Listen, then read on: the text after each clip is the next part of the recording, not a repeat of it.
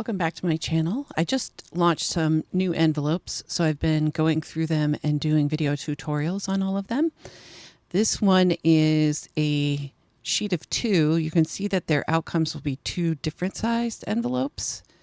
And I am only going to do one of them and demonstrate it.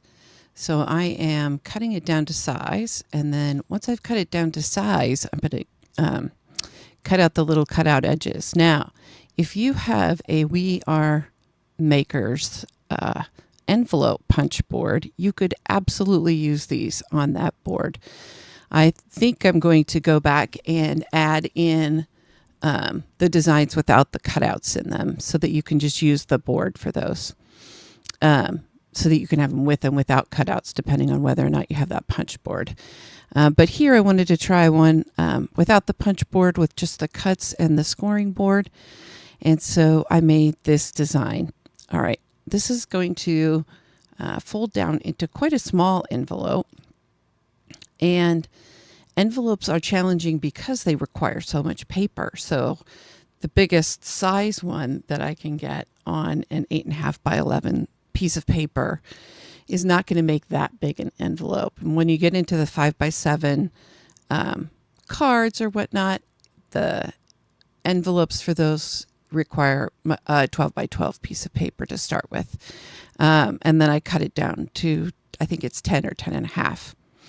Okay, because I like pretty edges, I am going to use my paper punch here.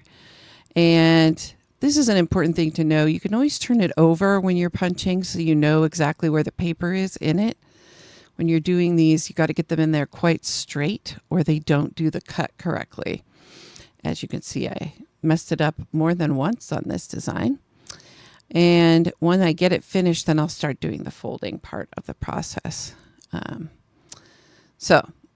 We need scores everywhere, and I've done that, and then I will fold in the scores. And like I say in all my other videos, I always fold the scores first to make sure that they're coming together correctly and to see if there's anything unexpected or that I need to extra trim off.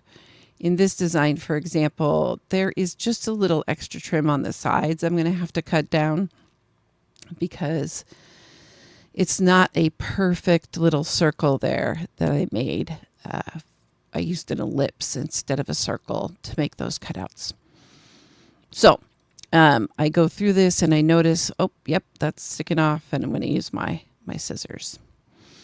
All right.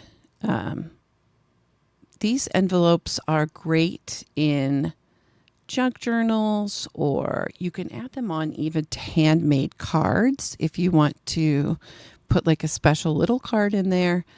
I think it's fun to make fun things for people where you're going to have them discover what's inside the envelope, for example.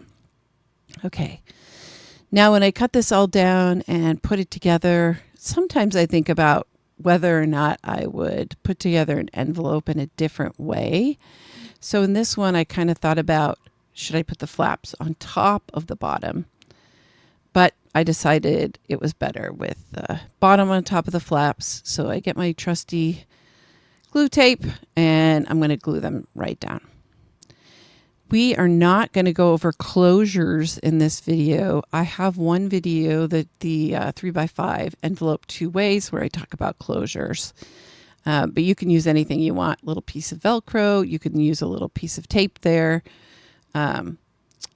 There are things called zots, which you can get removable zots, and they can make a nice little seal there that you can continually open and close.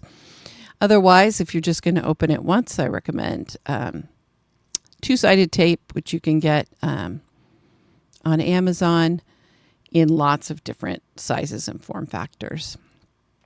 But that's it. That's the final envelope. And it's cute. It's a little... perfect little pocket size.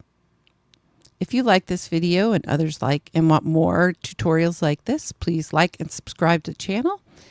Appreciate all of you guys. Visit us at Cozy Nerd Crafts at Etsy.com.